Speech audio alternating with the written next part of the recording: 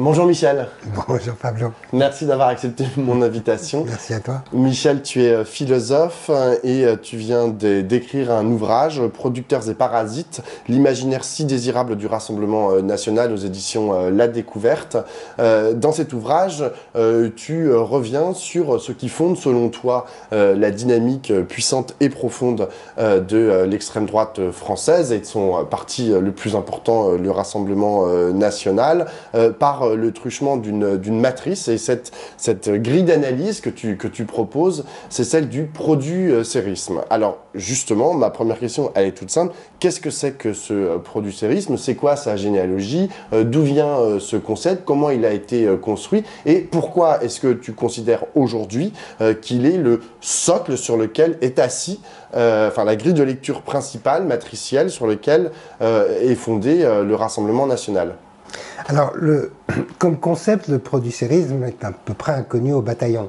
Il n'existe pratiquement pas en français. Il y a, je crois, une occurrence par un politiste belge il y a une quinzaine d'années, mais c'est tout. Il existe en anglais, producerism, mais même en anglais, c'est pas un concept particulièrement connu. Il est un peu la chasse gardée des historiens et des politistes qui s'occupent des mouvements sociaux de la fin du 19e siècle et du début du 20e siècle aux États-Unis, c'est-à-dire au moment où le parti dit populiste, le People's Party, émerge et puis tombe en quenouille assez rapidement après.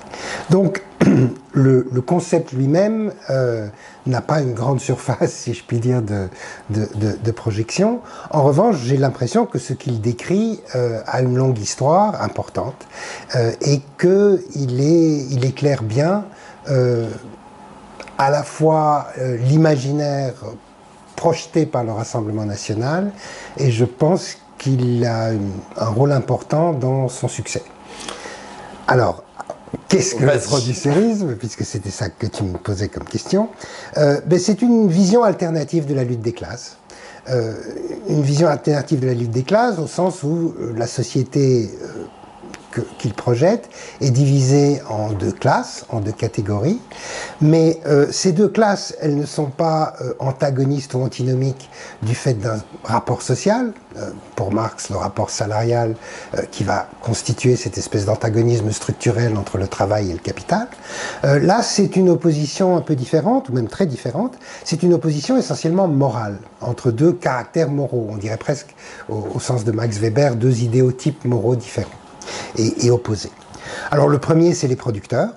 Les producteurs, ça peut être des salariés, mais ça peut aussi être des indépendants, ça peut aussi être des entrepreneurs, des employeurs.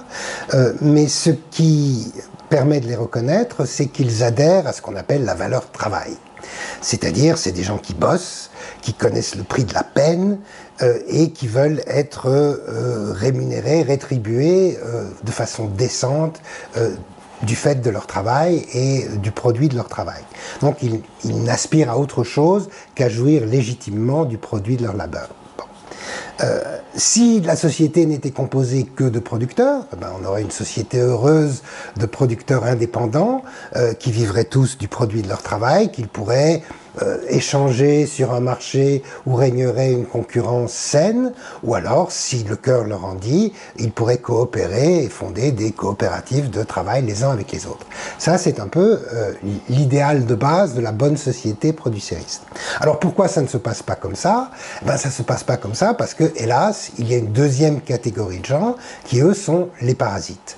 Et les parasites, eux, ils ne travaillent pas, ou en tout cas, ils ne font rien d'utile, ils ne produisent rien, ils ne sont pas, comme on dit, dans l'économie réelle, mais en revanche, s'ils ne font rien d'utile, ils sont experts au moment d'accaparer le produit, ou une grosse partie du produit du labeur des bons producteurs.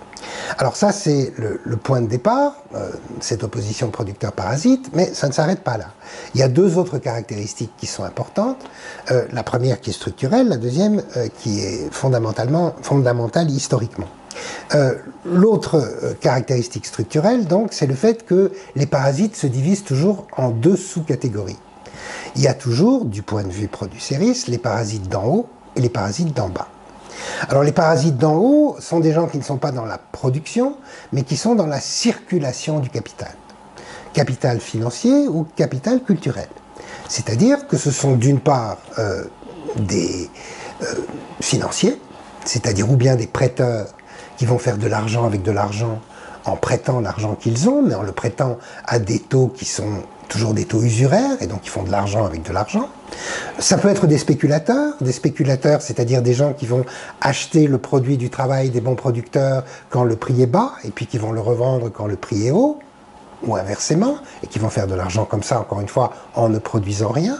Ça peut être aussi des trafiquants en capital culturel, c'est-à-dire des intellectuels ou des journalistes, enfin des gens comme toi et moi, qui ne font rien d'utile, même s'ils peuvent parfois se réclamer de la gratuité de l'art ou de la recherche fondamentale en sciences, etc. Mais enfin bon, on sait bien qu'ils font pas grand-chose d'utile, mais par contre, ils sont experts au moment de manipuler l'esprit des bons producteurs et de leur faire croire à des théories spécieuses qui leur empêchent de voir le monde comme ils devraient le voir, c'est-à-dire comme une opposition entre producteurs et parasites. Donc ça, c'est la deuxième élément structurel. Mais le troisième, qui n'est pas indispensable toujours, mais qui quand même se retrouve historiquement là, et qui fait que cet imaginaire glisse de façon presque fatale vers l'extrême droite, c'est le fait que, d'emblée, dans l'histoire du producérisme, qu'est-ce qui fait que les producteurs sont des producteurs ? Qu'est-ce qui fait qu'ils adhèrent à cette valeur travail? Qu'est-ce qui fait qu'ils ont cette morale saine de ne vouloir rien d'autre que de jouir du produit de son labeur? C'est qu'ils sont fidèles à la culture de chez eux, de leur nation. C'est dans leur nation, c'est dans leur tradition qu'ils ont puisé cet amour du travail, en tout cas ce respect du travail et cette vision de la justice telle que ce qui est juste, c'est de ne jouir que de son labeur. Alors que les parasites, eux, sont toujours un peu étrangers. Même s'ils ne sont pas étrangers par le passeport, si ce sont des financiers, ils vivent dans le monde interlope de la finance internationale. Si ce sont des intellectuels, leur vraie communauté, c'est cette espèce d'intelligentsia cosmopolite qui n'est pas tout à fait de chez nous. Et puis si ce sont les parasites d'en bas, j'ai pas parlé des parasites d'en bas, je les ai pas définis encore. Les parasites d'en bas, c'est qui ? Parce qu'ils sont essentiels évidemment dans l'affaire, c'est ceux qui ne vivent que de la redistribution des revenus. De la redistribution de revenus qu'ils n'ont pas contribué à générer. Les assistés. C'est les assistés. Or, qui sont les assistés ? Par excellence, c'est des immigrés, des travailleurs étrangers, ou s'ils ne sont pas étrangers, ils sont d'origine étrangère, et s'ils ne sont pas d'origine étrangère, ils ont tellement côtoyé les étrangers et les gens d'origine étrangère qu'ils ont fini par copier leurs mœurs et par être des assistés comme eux. Donc, voilà, ça, c'est cette espèce... Et alors... dernier point, donc, parce que là je me suis un petit peu embrouillé, mais dernier point, c'est que d'où vient donc que les producteurs sont des producteurs, c'est que eux, ils sont fidèles à leur culture nationale, alors que les parasites, eux, sont toujours un petit peu d'ailleurs. Et donc, ça permet quoi? Et c'est quoi, je crois, le fond de la force de cet imaginaire? C'est que l'émancipation telle qu'il la propose, c'est-à-dire la marche de la société vers le mieux, vers le bien, est toujours un processus d'épuration. Et d'exclusion. C'est ça. C'est l'idée que si on se débarrasse des parasites, on aura enfin cette société dont on rêve, c'est-à-dire cette société de producteurs qui n'aspirent à rien d'autre qu'à vivre légitimement du produit de leur labeur. Alors, c'est intéressant parce que dans ton livre, mais là aussi dans ton discours, tu as dit à un moment, oui, c'est une notion qui, de façon quasi irrémédiable, glisse vers un projet d'exclusion, qui est un projet d'extrême droite. Ce qui n'a pas toujours été. Tu cites notamment, par exemple, la BCIS, etc. Et toute une série, en fait, de personnalités, de producteurs de discours, pour le coup, qui sont associés, dans une certaine mesure, à la gauche et à son histoire. Ça va de la BCIS jusqu'à Jean-Luc Mélenchon, on reviendra dessus.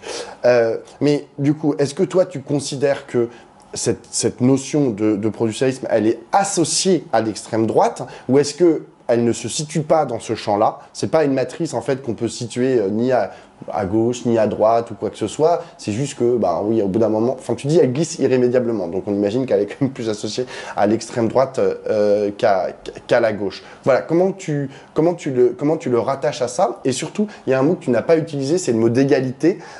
Est-ce que dans une conception producériste, où se situe cette notion d'égalité? Est-ce qu'elle existe ou pas du tout? C'est une excellente question et que je crois que je devrais traiter davantage parce qu'elle est effectivement fondamentale. Mais d'abord, je réponds à tes autres questions. Historiquement, en effet, le producérisme commence, si on peut dire, à l'extrême gauche, même si c'est un peu anachronique de parler de gauche à ce moment-là, puisque ça commence sous l'Ancien Régime, bien avant la Révolution française, avec la Révolution anglaise. Les niveleurs, qui sont l'aile radicale de la Révolution anglaise, sont peut-être le premier mouvement véritablement producériste à cet égard. Parce que qui sont les parasites sous l'Ancien Régime? Par excellence, ce sont les aristocrates. Les aristocrates qui ne font effectivement rien d'utile et qui tirent leur fortune d'une terre qu'ils ont héritée de leurs privilèges. Bien. Et donc, il s'agit d'abattre ces privilèges. Ceci dit, on a déjà les deux autres caractéristiques qui sont là. C'est-à-dire que le tiers-état pour Sieyès, mais c'est la même chose pour le peuple anglais et les niveleurs, c'est pas tout le monde. C'est-à-dire que le peuple, c'est essentiellement un peuple composé de producteurs autonomes. Ce qui veut dire que ceux qui sont dans une situation de dépendance, d'hétéronomie, en tout cas pour le moment, ne doivent pas avoir accès au peuple. Après, quand on aura fait une bonne société, on verra. Mais pour le moment, pas vraiment. Alors cette dépendance, ça peut être la dépendance des privilégiés, qui vivent évidemment au crochet des gens qui travaillent, mais c'est aussi les dépendants d'en bas, c'est-à-dire les domestiques. C'est-à-dire les apprentis, c'est-à-dire les femmes sous la tutelle de leur père et puis de leur mari, les vagabonds qui dépendent de la charité publique. Bref, dans cet imaginaire-là déjà, il y a, je ne sais pas si on peut dire des parasites d'en bas, mais en tout cas des hétéronomes d'en bas qui n'ont pas encore accès à la citoyenneté que l'on veut constituer. C'est déjà là. Mais l'autre chose qui est déjà là, c'est une vision, je dirais, racialisée. Elle n'est pas forcément si méchante, mais quand même elle est là. Je veux dire, c'est que chez les niveleurs, le bon peuple anglais, c'est les Saxons. Et les mauvais aristocrates, c'est les Normands, en tout cas les héritiers, les descendants des Normands qui, avec Guillaume le Conquérant, ont conquis l'Angleterre. Et de même chez Sieyès, le bon peuple, enfin le tiers-état qu'il s'agit d'émanciper, c'est les descendants des Gallo-Romains. Alors que les aristocrates, c'est les descendants des Francs, donc des Germains qui ont envahi la France. Donc il y a déjà cette idée que on tire sa bonne morale, sa bonne éthique de souche, d'un fond culturel profond. Alors, on peut dire, oui, mais une fois que la Révolution sera achevée, il n'y aura plus de privilèges. Donc les aristocrates deviendront des citoyens comme les autres. Et de même, les dépendants, il n'y aura plus de dépendance, il n'y aura plus de maîtres et de valets, etc. Donc tout le monde aura accès à la citoyenneté. Certes, ceci dit, si on lit bien Sieyès, mais déjà les niveleurs, quand même, il y a une accoutumance au privilège, il y a une accoutumance à la dépendance qui fait qu'il faudra un certain temps avant que ces gens-là soient prêts pour la citoyenneté. Donc on voit bien qu'il y a à la fois la possibilité, il y a un côté rebelle, enfin se battre contre les privilèges, on va pas dire que c'est pas bien, mais en même temps on voit déjà les ferments de comment ça peut basculer. Et le producérisme va rester un truc de gauche, si on peut dire les choses comme ça, pendant toute la première moitié du XIXe siècle. C'est même le dispositif, la matrice même de la gauche, aussi longtemps que se battre contre le capital, c'est se battre contre les rentes. C'est se battre contre les rentiers. Tant que l'ennemi c'est le rentier, la perspective dominante à gauche, c'est une perspective producériste. C'est seulement avec le marxisme, c'est seulement à partir du moment où le marxisme devient dominant dans le mouvement ouvrier et qui présente le problème non pas la rente mais le profit, même si le profit va devenir rente, mais néanmoins c'est un mécanisme de profit fondé sur l'exploitation et non pas la spoliation par des oisifs rentiers, que les choses basculent. Les choses basculent parce que d'une part, le marxisme s'impose comme le mouvement dominant dans le mouvement ouvrier, mais c'est à ce moment-là que les producéristes, qui ne se sont jamais appelés producéristes, vont basculer petit à petit vers l'extrême droite. C'est-à-dire qu'ils vont devenir les défenseurs de quoi? Les défenseurs des producteurs du cru, qu'ils soient d'ailleurs entrepreneurs ou salariés, contre les parasites étrangers. Et les parasites d'en haut, les rentiers, ça va être essentiellement les juifs, et les parasites d'en bas, ça va être déjà les travailleurs immigrés à la fin du 19e siècle, des Italiens, des Allemands, des Belges en particulier. Mais le discours d'un Maurice Barrès, par exemple, à la fin du 19e siècle, c'est un discours producériste par excellence, où il s'agit de débarrasser les bons Français, les bons producteurs français, de ces parasites d'en haut que sont les Juifs, et de ces parasites d'en bas que sont les travailleurs étrangers. Donc c'est là où ça passe. Alors, dernier point. L'égalité. L'égalité. Le problème, c'est que oui, il y a une vision d'égalité chez les producéristes, mais égalité limitée, c'est-à-dire égalité limitée à ceux qu'ils méritent, égalité des producteurs. Donc il y a une protestation égalitariste contre les privilégiés. Sauf que cette égalité, elle est fondée déjà sur un ressentiment et pas sur une indignation qui va vers l'émancipation. Et ce ressentiment est déjà fondé sur un désir d'épuration. C'est-à-dire la question qu'on se pose, c'est qui sont ceux qui profitent à ma place? Et quand on est dans cet affect-là, dans cette disposition affective-là, c'est là où le basculement vers l'extrême droite fonctionne, et c'est là où la racialisation est un espèce d'appel d'air, pour parler comme les gens qui sont producéristes racialisés pour le coup. C'est-à-dire que, a priori, quand tu rencontres quelqu'un, difficile de savoir si c'est un producteur ou si c'est un parasite. Mais si ça se voit à sa couleur de peau, à son patronyme, si ça s'entend à son patronyme, si ça peut se repérer par ses origines, c'est quand même beaucoup plus facile de savoir qui est le producteur et qui est le parasite. Et donc c'est comme ça que ça fonctionne. Mais cette question d'égalité, elle est fondamentale parce qu'au fond, c'est un problème intrinsèque de la démocratie représentative fondée sur la souveraineté du peuple. C'est que le peuple souverain, il est par définition limité. Hein? Je veux dire, pas tout le monde peut voter. Par la citoyenneté. Voilà, notamment. Par la citoyenneté. Ça ne veut pas dire que tous les démocrates sont nécessairement des racistes en puissance, il ne s'agit pas de dire ça, mais de dire qu'à partir du moment où tu veux fermer le cercle de la souveraineté, il y a toujours la possibilité, enfin il y a toujours la tentation de dire toi oui, mais toi non. Et donc, c'est là où il y a une certaine forme d'égalité, qui est une forme d'égalité exclusive. Ce qui fait d'ailleurs la différence, parce que tu disais au début, le Rassemblement national, le parti principal de l'extrême droite. Mais si tu regardes chez Zemmour, par exemple, donc chez Reconquête, mais il y a d'autres partis de ce type, là, il n'y a pas d'idée d'égalité. Là, l'idée, c'est véritablement une restauration des vieilles hiérarchies. C'est pas le même imaginaire du côté de Marine Le Pen, où là, il y a le peuple. Et l'égalité est importante, mais c'est une égalité limitée à ceux qui en sont. Mais la puissance de la proposition, notamment de la Révolution française et d'une partie de ces révolutionnaires, on va dire pendant tout le 19e siècle, c'est précisément d'avoir produit un truc qui s'appelle la Déclaration universelle des droits de l'homme. C'est-à-dire précisément d'avoir réussi à subsumer cette question de souveraineté strictement d'un peuple défini par la citoyenneté. C'est qu'il y a une dimension d'égalité qui met tout le monde, et quand je dis tout le monde, c'est genre vraiment... y compris ceux qui habitent, ceux qui sont en dehors des frontières de notre nation, sur un même pied d'égalité. Oui. Et ça, effectivement, cette notion s'est un peu abîmée aujourd'hui, cette notion d'universalité.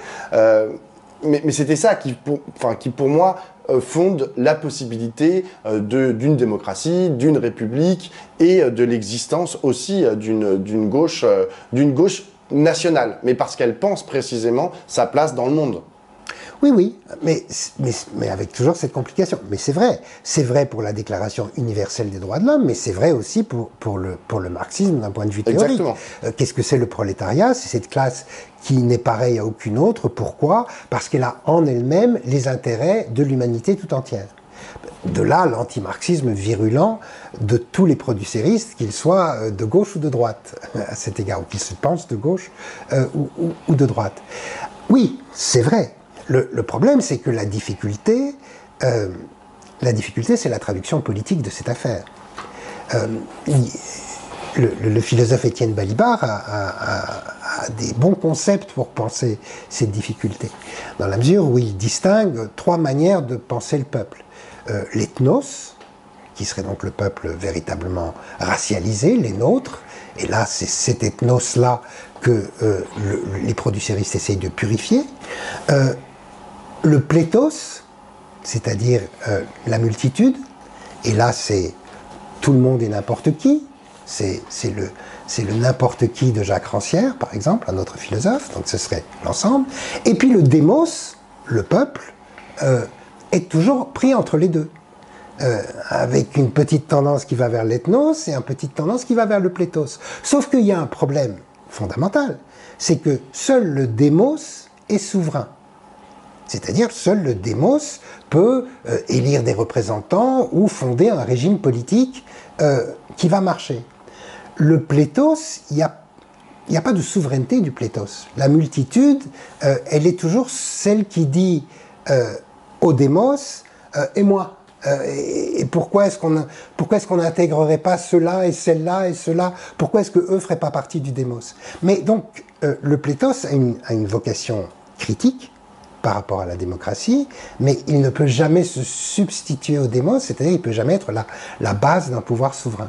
Et ça, c'est ce qui fait que la démocratie, il y a toujours un problème de traduction de cette égalité universelle dans des institutions politiques, ce qui fait une des raisons pour lesquelles la gauche cale, alors que la droite producériste peut se présenter comme le vrai parti de l'égalité, mais de l'égalité des nôtres. Maintenant, parlons d'aujourd'hui. On va revenir sur la question de la gauche, parce que d'abord, tu as déjà travaillé sur cette question de la gauche, et tu l'abordes un peu au détour de quelques pages dans ton livre. Mais d'abord sur... aujourd'hui, ce que c'est que cette dynamique de l'extrême droite française, il y a un mot que tu n'as pas utilisé, mais parce que, moi je l'entends souvent lorsque je débat plutôt, je discute pas, avec des cadres du Rassemblement national à la télévision, c'est cette notion de peur. C'est-à-dire que pour eux, ce sur quoi ils capitalisent, c'est une peur. Alors, certains disent peur du déclassement, peur de l'étranger, peur de la violence. Et cette notion de peur, pour beaucoup à la fois de ces analystes du Rassemblement national, mais parfois aussi pour ces cadres, est centrale dans le vote, mais aussi dans le projet du Rassemblement national. C'est contre ces peurs qu'ils élaborent le projet qu'ils élaborent. Comment est-ce que toi tu te situes par rapport à cette notion? Comment est-ce qu'elle vient compléter? Est-ce qu'elle est un paramètre du producérisme, cette notion de peur? Ou est-ce que non, c'est quelque chose qui est complètement à part et étranger à ta grille de lecture? Alors, c'est intéressant parce que c'est comme l'égalité, c'est en bordure. Manifestement, la vision du monde producériste, c'est une vision du monde phobique. Puisque, effectivement, c'est l'idée que la communauté heureuse que l'on devrait avoir est menacée par des parasites qui nous rongent. Et qu'il s'agit donc de se débarrasser de ces parasites pour pouvoir enfin s'épanouir. Donc, manifestement, la phobie et l'idée d'attiser la phobie est au centre, c'est le cœur même de cet imaginaire. C'est pour ça qu'à mon avis, c'est un imaginaire toujours déjà d'extrême droite, ou en tout cas potentiellement d'extrême droite, même quand il informe des mouvements de gauche. Parce que précisément, il ne voit le bonheur que dans l'épuration. Donc voilà, donc manifestement, et qui s'agit-il d'épurer? Ceux qui sont dangereux. C'est-à-dire que c'est vraiment important ce que tu dis, parce que ça signifie que pas tous les racismes sont les mêmes. Je veux dire, le racisme colonial, c'est essentiellement un racisme de domination sur d'elle. Nous, supérieurs, avons le droit de nous projeter sur un monde d'inférieurs, et éventuellement, nous avons le devoir de les civiliser, mais très lentement. Voilà. C'est ce racisme-là fondé sur nous supérieurs, eux inférieurs. Le racisme phobique qui est au cœur du producérisme, c'est pas tellement les races inférieures, c'est les races dangereuses. C'est ceux qui nous menacent, c'est ceux qui menacent notre intégrité. C'est d'ailleurs pas un hasard que le Rassemblement national, le Front national à l'époque, prend son essor quand la France finit par abandonner tout rêve colonial, d'une certaine façon. Hein, c'est l'idée, ils ne veulent pas de notre génie universel chez eux, eh ben, ils ne seront pas chez nous non plus. D'accord? Donc c'est un peu schématique, mais ce basculement-là me semble important. Donc, la phobie est centrale dans l'affaire, c'est clair. Ceci dit, il y a un danger dans l'idée, le Rassemblement national capitalise sur les peurs, c'est évidemment vrai, mais quand on le voit comme ça, à mon avis, on rate ce qui était la raison d'être de ce livre, c'est-à-dire on rate ce qu'il y a de désirable dans l'imaginaire du Rassemblement national. Quand on se focalise trop sur les peurs, on a l'impression que c'est juste un vote protestataire ou de désarroi et qu'il n'y a rien d'attirant dans l'affaire. Or, à partir de cette phobie, il me semble qu'ils produisent un imaginaire désirable, en tout cas désirable pour un gros tiers des votants. Tu parles du Rassemblement national, enfin du Front national puis du Rassemblement national comme le parti du milieu. Qu'est-ce que ça veut dire, le parti du milieu? Ça veut dire deux choses au moins. Ça veut dire que, d'une part, c'est le parti du milieu sur un axe vertical. Hein? C'est pour ça que la notion de populisme est parfois un petit peu gênante pour penser ça, dans la mesure où la vision qu'on se donne du populisme, c'est une vision pyramidale. Le peuple, c'est la base, et au sommet, il y a une élite prédatrice qui fait du mal au peuple. D'accord ? Le producérisme produit un tout autre imaginaire.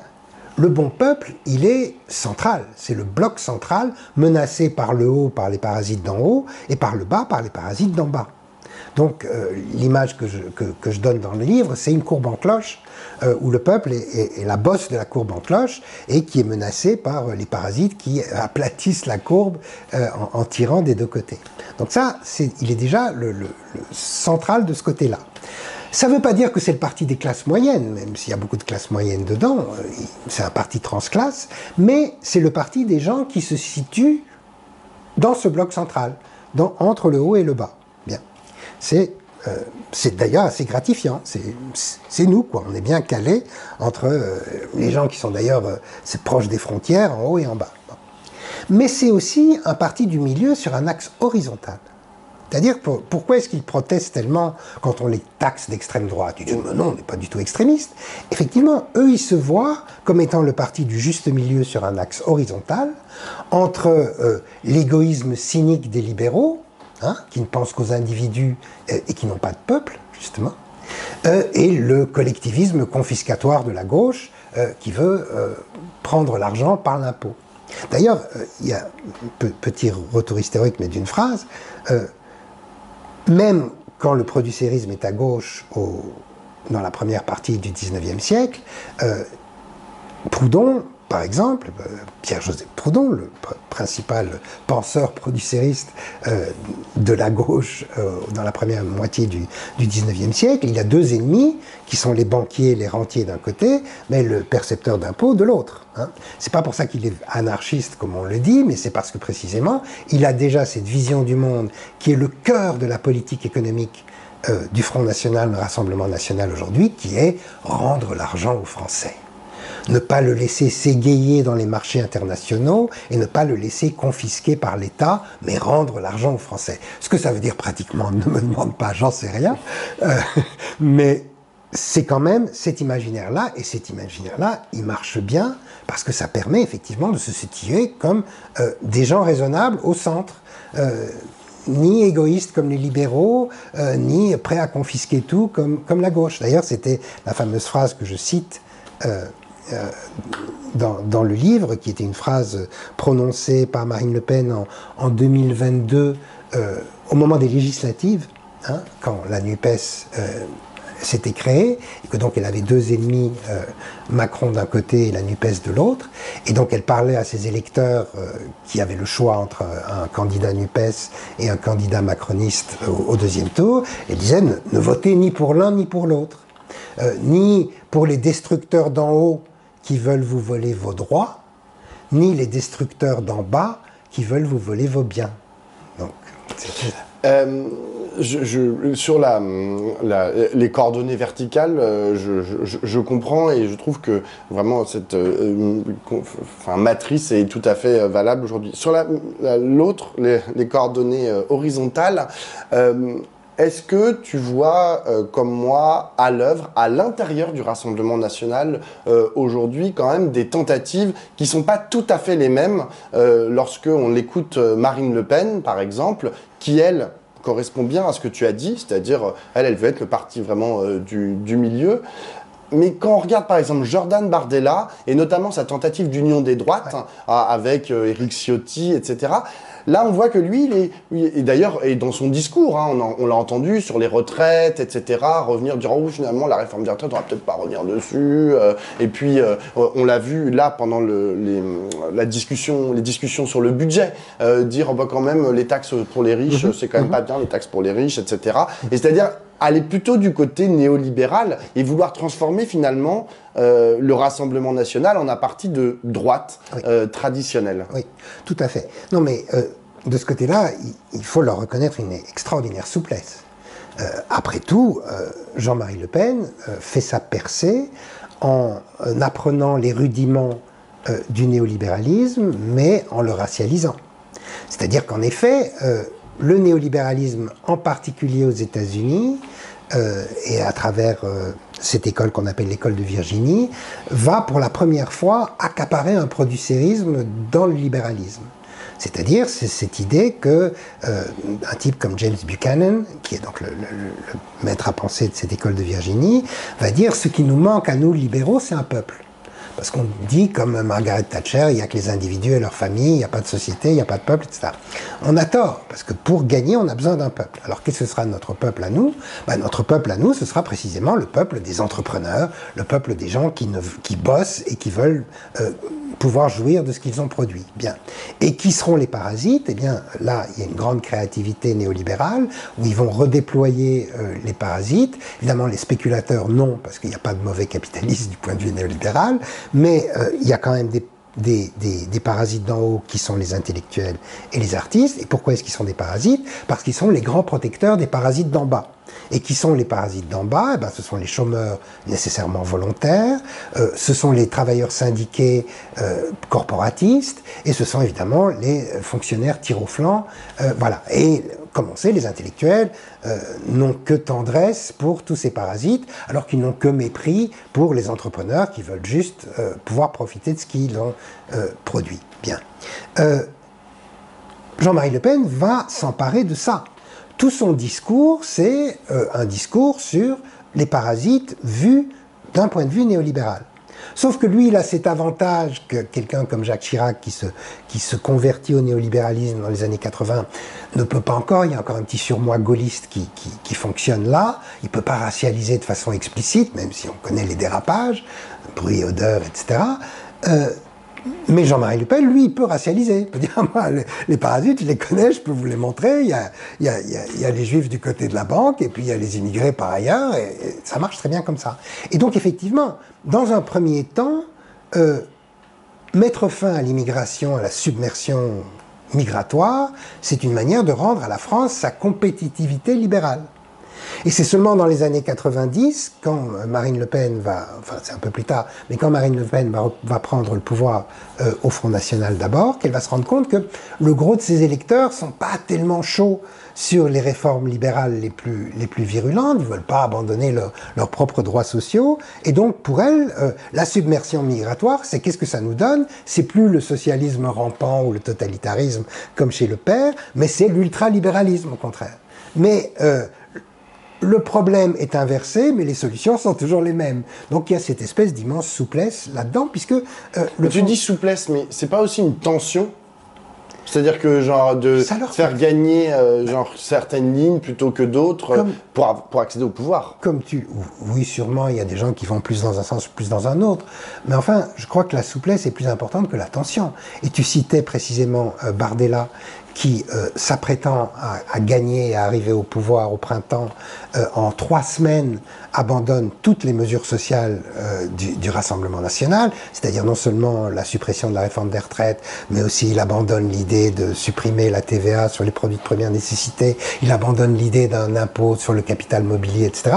Tout ça en 3 semaines, il ne perd pas une seule voix. Ce qui veut dire, et c'est quand même l'essentiel de mon propos, les gens qui votent pour eux savent pour qui ils votent et savent pourquoi ils votent.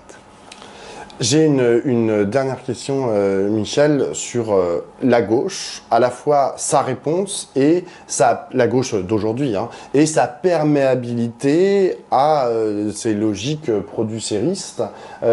Tu reviens notamment sur le cas de Jean-Luc Mélenchon, et tu dis, par rapport à la courbe que tu dis tout à l'heure, tu dis, oui, Jean-Luc Mélenchon, au début, il entend s'attaquer aux parasites d'en haut, et c'est d'ailleurs comme ça qu'il les nomme, hein, tu le cites. Sauf qu'au bout d'un moment, il se retrouve pris à devoir aussi parler des parasites d'en bas, ce qui est un peu gênant lorsqu'on se targue, comme lui, d'être de gauche, même si parfois il l'a un peu oublié, enfin il voulait plus trop le dire, mais enfin il l'est de fait. Voilà, comment tu analyses ce rapport de la gauche d'aujourd'hui au producérisme et non, et après je te poserai la dernière question sur les voies et moyens qu'on a pour combattre précisément le Rassemblement national, mais ça c'est plus large. Oui, d'abord, très vite sur Mélenchon lui-même, il faut au moins lui rendre cette grâce qu'il a répudié récemment la notion qu'il avait lancée dans le domaine public de fâché, pas facho, en disant qu'il s'était complètement fourvoyé sur cette question-là. Donc il n'est plus dans cette... le producérisme, c'est plus son truc. Bon. Lui, au moins, ça. Ce n'est pas le cas de François Ruffin, ce n'est pas le cas de Roussel, mais chez Jean-Luc Mélenchon, il y a un abandon de ça, il faut quand même le lui reconnaître. Mais donc, oui, le problème du producérisme racialisé, donc celui du Rassemblement national, dès lors qu'il fait son trou dans l'espace public, dès lors qu'il devient acceptable, qu'il peut être entendu, c'est que ça met la gauche, comme les libéraux d'ailleurs, mais pensons à la gauche d'abord, devant un redoutable dilemme, qui est que la première tentation, c'est de se dire, après tout, pourquoi pas aller sur leur terrain, quitte à ne pas racialiser. Quand même, on est de gauche, on ne va pas être indigne. Mais pourquoi pas, après tout, expliquer comment fonctionnent les rapports d'exploitation, comment fonctionnent les rapports entre, que j'appelais dans un livre précédent, entre investisseurs et investis au niveau du capital financier. C'est compliqué. Alors que dire aux gens, regardez, les riches, ils foutent rien, ils s'en foutent plein les poches, ça va plus vite. Ça peut donc, on peut se dire, on va gagner comme ça. Le problème, c'est que la gauche, elle n'est pas très bonne quand elle fait du producérisme. D'abord, pour la raison que tu disais, c'est que si elle a la moindre dignité, elle ne va pas taper sur des parasites d'en bas. Bon.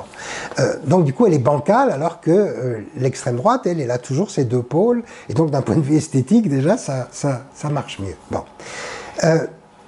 Mais le problème, c'est que si on décide que... Et donc quand on se lance dans le producérisme à gauche, l'effet est catastrophique, indépendamment même de la question morale, il est catastrophique d'un point de vue stratégique, puisqu'on légitime cette vision du monde, donc du coup on légitime le Rassemblement national, et on ne lui vole pas un seul électeur, parce qu'il fait ça beaucoup mieux que nous.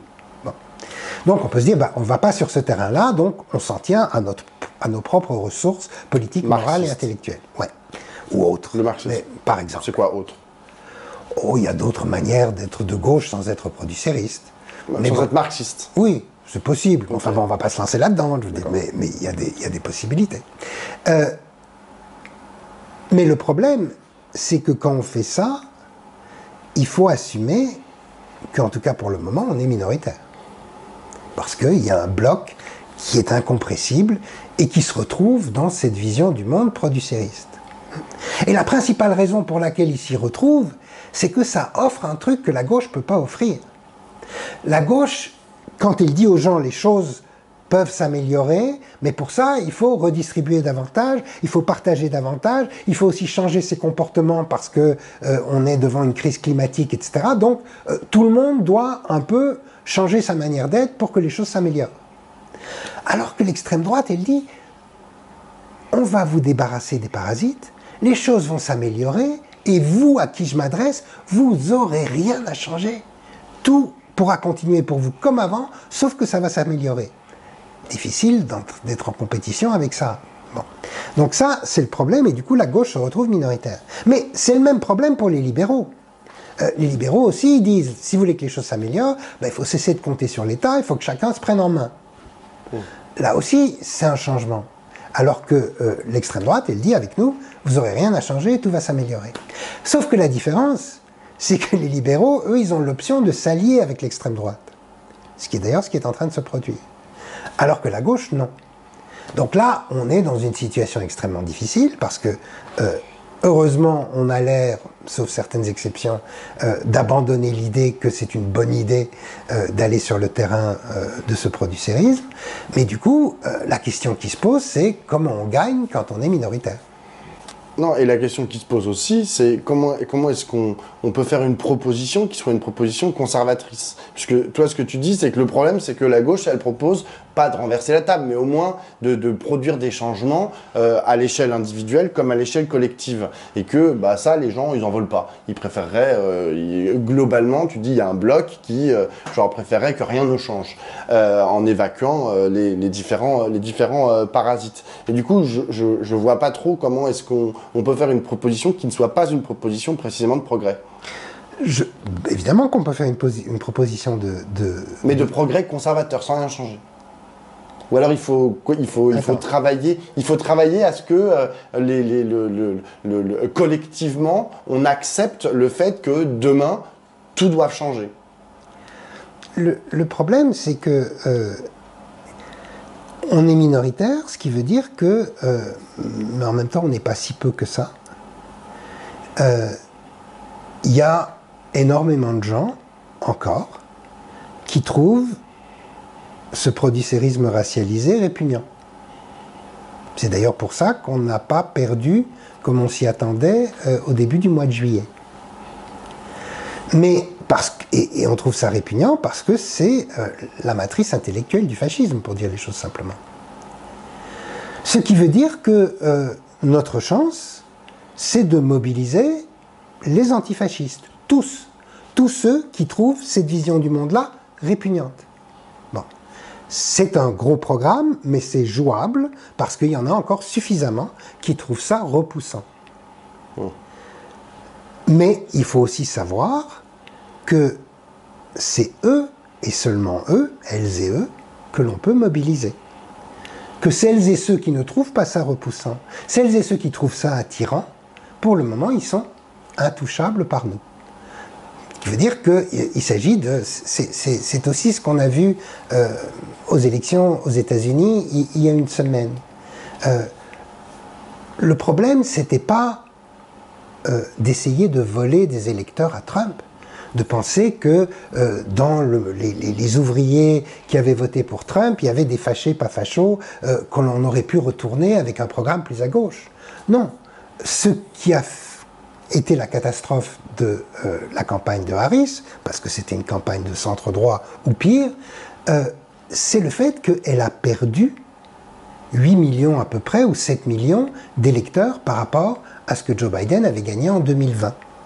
Et si, là je ne sais pas s'ils auront l'occasion même de se reconstituer d'un point de vue encore d'une démocratie représentative, parce que je ne suis pas sûr que les États-Unis vont le rester à partir de janvier, j'ai même de fortes présomptions qui ne vont pas l'être, mais l'enjeu, c'est de récupérer ces 7 millions de personnes-là, mais pas s'illusionner sur le fait que les Trumpistes vont voir la lumière. C'était ça, quand on parlait des reproches qu'on avait pu faire à Mélenchon, mais encore une fois, il est dédouané sur ce point-là, d'autres non, mais ce point-là, c'est l'idée que, au fond, c'est juste des gens en colère, et que si on leur explique que ils sont en colère, ils se rendent pas compte qu'ils sont véritablement en colère contre les banquiers, les managers de gestionnaires d'actifs et le gouvernement qui favorise les riches. C'est eux le véritable objet de leur colère et pas les immigrés, les assistés, etc. Et que donc on va pouvoir retourner ça. Or j'ai l'impression que le ressentiment producériste, on ne peut pas le convertir en indignation de gauche. Donc toi tu penses qu'il faut que la gauche gagne par effraction? Oui, et par effraction sans doute, parce que pour le moment on est minoritaire, mais en tout cas qu'elle gagne en mobilisant les siens, avant tout. Et ce serait déjà pas mal. Merci beaucoup Michel. Merci Pablo.